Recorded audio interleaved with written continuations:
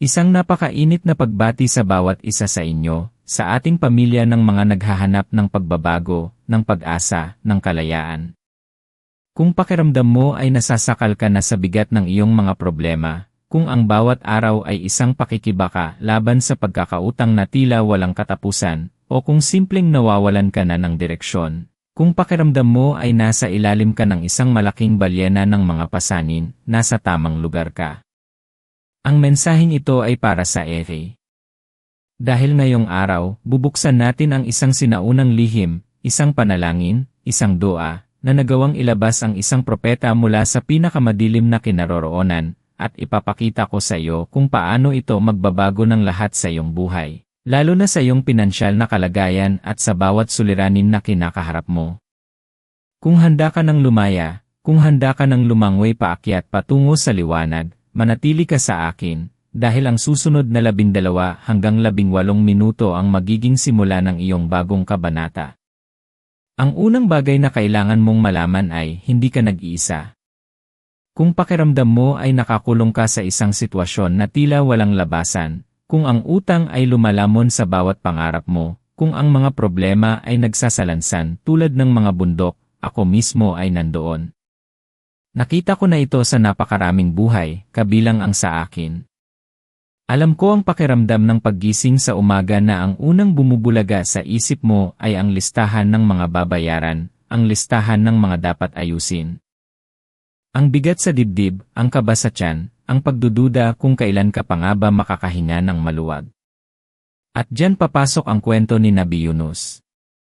Isang kwento hindi lamang ng himala, kundi ng puso, ng pag-asa, at ng isang panalangin na may kapangyarihang magpabago ng imposible tungo sa posible.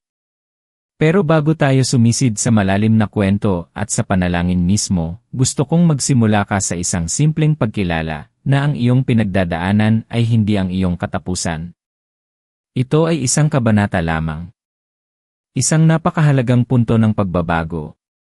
At kung pakiramdam mo ay wala ka ng pagpipilian, na sumuko ka na, hayaan mong sabihin ko sa iyo, mayroon at lagi kang mayroong pagpipilian.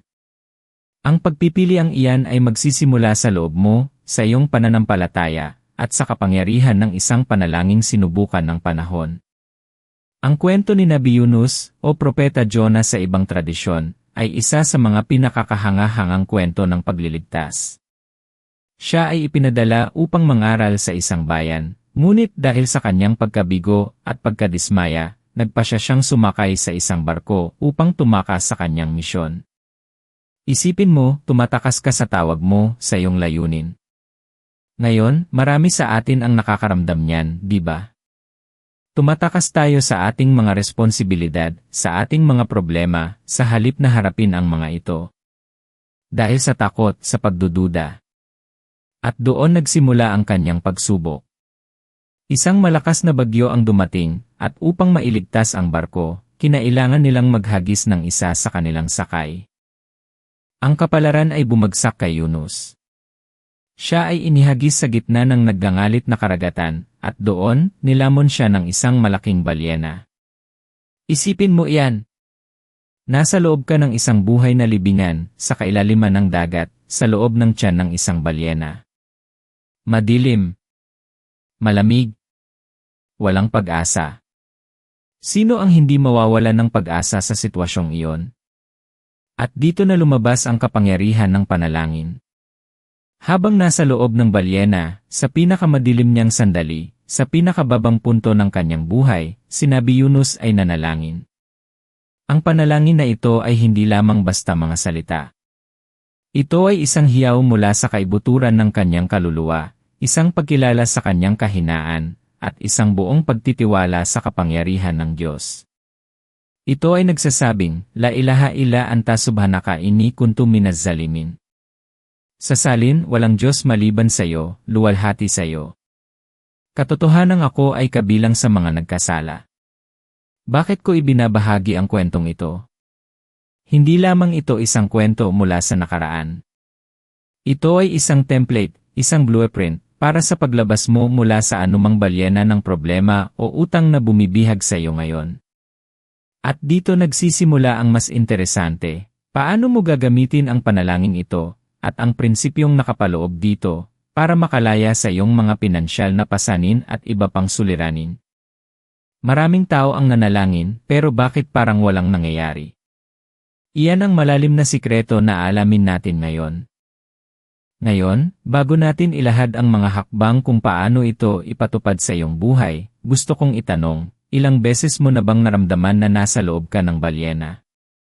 Yung pakiramdam na nakakulong ka sa utang, sa kalungkutan, sa karamdaman, sa isang relasyon na nakakasakal. Yung tipong wala kang makitang liwanag at ang mundo mo ay puno ng dilim. Nakakaintindi ako. Hindi madali ang pakiramdam na yan.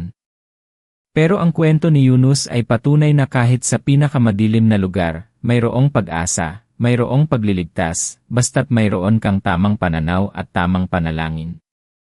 Maraming tao ang naniniwala na ang panalangin ay parang listahan ng mga hiling na ibinibigay mo sa Diyos. Pero ang panalangin ni Nabi Yunus ay malayo doon. Ito ay isang panalangin ng pagkilala, ng pag-ako, at ng pagtitiwala. Ang unang bahagi, La ilaha illa anta, o walang Diyos maliban sa iyo, ay isang deklarasyon ng tauhid, isang pagkilala sa kaganapan at kapangyarihan ng Diyos. Hindi ka humihingi, kinikilala mo muna ang kanyang kapangyarihan na gumawa ng imposible. Hindi sa iyong sariling lakas, kundi sa kanya. Ang pangalawang bahagi, Subhanaka, o luwalhati sa iyo, ay isang pagpupuri. Ito ay pagkilala na ang Diyos ay higit sa lahat ng kapintasan, higit sa lahat ng problema, higit sa lahat ng limitasyon. Kahit na nasa pinakamababang punto ka, pinupuri mo pa rin siya. Ito ay isang shift sa iyong pananaw, mula sa iyong mga problema patungo sa kanyang kadakilaan. Ito ay isang gesture ng pananampalataya na kahit anong mangyari, naniniwala kang siya ay mabuti at may kapangyarihan. At ang panghuli, ini kuntu minaz zalimin o katotohanang ako ay kabilang sa mga nagkasala. Ito ang pinakamahirap na bahagi para sa marami. Ito ay isang pag-amin. Hindi lamang ng iyong mga kasalanan, kundi ng iyong mga pagkakamali, ng iyong mga kahinaan, ng iyong pagtanggap na mayroon kang bahagi sa iyong kinalalagyan. Si Nabi Yunus ay tumakas mula sa kanyang misyon. Ano ang mga kasalanan mo? Siguro, maling pagdedesisyon sa pera, pagpapabaya sa iyong mga gawain, pagdududa, kawalan ng tiwala sa iyong sarili. Ang pag-amin ay nagpapalaya. Ito ang unang hakbang sa tunay na pagbabago. Ito ang dahilan kung bakit napakalakas ng panalangin ito. Hindi ito isang magic spell. Ito ay isang pagbabago ng puso at isip na sumasalamin sa iyong relasyon sa Diyos at sa iyong sarili. Kaya't paano natin ito ilalapat sa iyong sitwasyon ng utang at problema? Narito ang tatlong malalaking aral at praktikal na hakbang mula sa panalangin ni Nabi Yunus. Unang hakbang, rekognisyon ng kapangyarihan ng Diyos. Bago ka humingi ng anuman, kilalanin mo muna ang kanyang kadakilaan. Bawat umaga, bawat gabi, ulitin ang walang Diyos maliban sa iyo, luwalhati sa iyo. Ito ay hindi lamang isang panalangin, ito ay isang mental reprogramming. Tinatanggal mo sa iyong isip ang lahat ng limitasyon na nilikha ng mundo at ipinapalit mo ang walang hanggang kapangyarihan ng lumikha. Kapag kinilala mo ang Diyos bilang ang tanging may kapangyarihan, ang iyong mga problema, kabilang ang iyong utang, ay liliit sa iyong paningin. Hindi ibig sabihin na mawawala sila agad, pero ang bigat ng mga ito ay gagaan. Ang stress at anxiety na nararamdaman mo ay bababa. Pangalawang hakbang, sarilihing pagpapakumbaba at pag-ako ng responsibilidad. Ang bahaging katotohanang ako ay kabilang sa mga nagkasala ay mahalaga.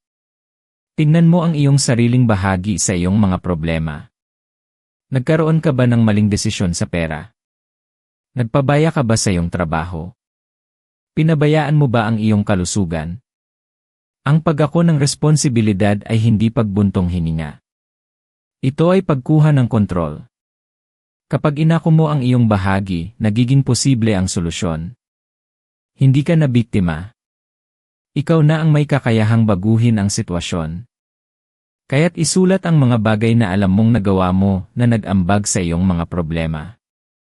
Hindi para pahirapan ang iyong sarili, kundi para maging malinaw kung ano ang kailangan mong baguhin. Ito ang isang malalim na punto na hindi gaanong tinatalakay. Ang tunay na pagbabago ay nagsisimula kapag huminto ka sa pagiging biktima. Hindi ka nakatadhana para sa paghihirap na ito. Ikaw ay nilikha para sa pagiging masagana at malaya. At ang pag-ako ng iyong responsibilidad ay ang susi para buksan ang pintuan ng kalayaan na iyon. At pangatlong hakbang, konsistenteng pagpupuri at pagtitiwala. Si Yunus ay hindi nanalangin minsan lang. Paulit-ulit siyang nanalangin habang nasa loob ng balyena. Ang panalangin ito ay kailangan mong gawing bahagi ng iyong pang-araw-araw na buhay. Ulitin ito ng maraming beses sa isang araw, hindi lang sa oras ng problema. Gawin itong isang mantra, isang pahayag ng iyong pananampalataya. Habang ginagawa mo ito, magsimulang magtiwala na mayroong plano para sa iyo. Ang balyena ay hindi nagtagal. Si Yunus ay iniluwa sa dalampasigan, ligtas at malaya. At ang Diyos ay nagbigay sa kanya ng panibagong pagkakataon. Ganito rin ang mangyayari sa iyo. Ang Diyos ay may paraan. Kapag ikaw ay nagpakumbaba, nagtiwala, at kumilos ayon sa kanyang gabay, ang mga pinto ay magbubukas. Maaaring hindi ito sa paraang inaasahan mo. Maaaring hindi ka biglang manalo sa loto. Pero ang mga solusyon ay darating. Isang bagong pagkakataon sa trabaho. Isang paraan upang mabayaran ang iyong utang. Isang hindi inaasahang tulong. Kailangan mo lang maniwala at maging bukas. Medyo pause tayo dito, bago natin ilalim pa ang pagtalakay sa mga praktikal na pamamaraan.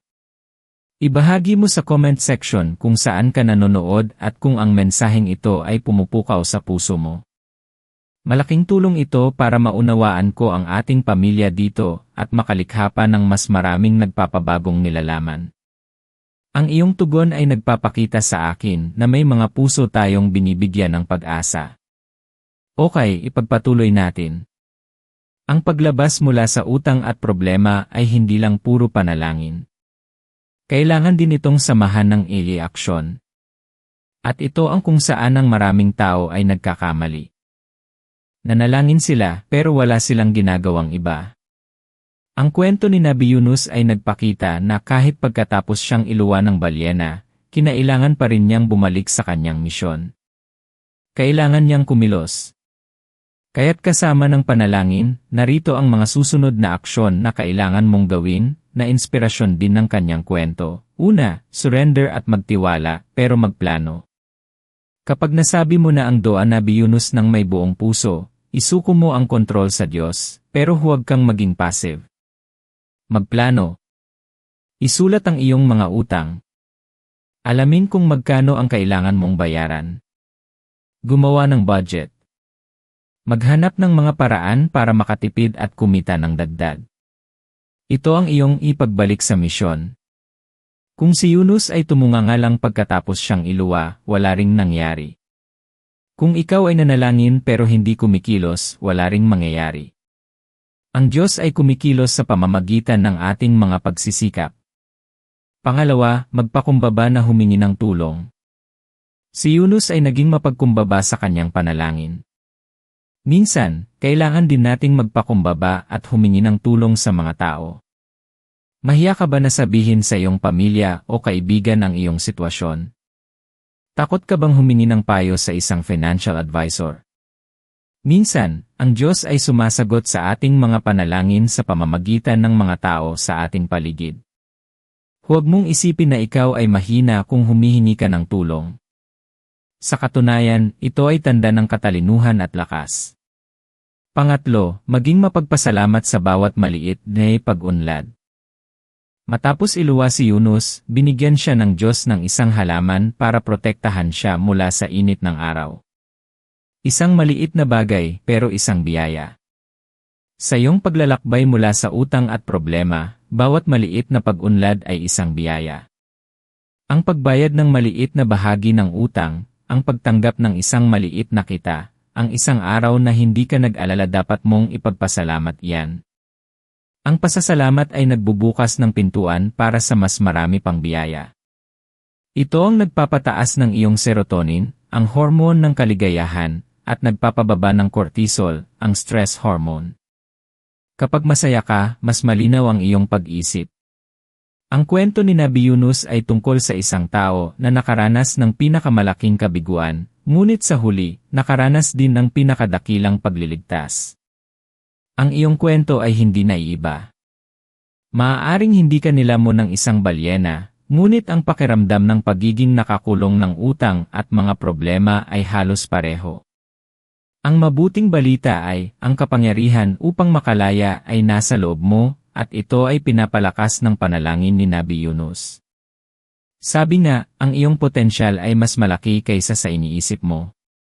Ikaw ay nilikha para sa isang layunin, at ang layuning iyan ay hindi ang maging alipin ng utang o ng mga problema.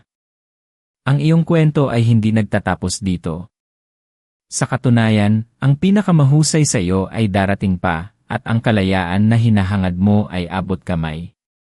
Kailangan mo lang ng pananampalataya, ng tamang panalangin, at ng determinasyon na kumilos.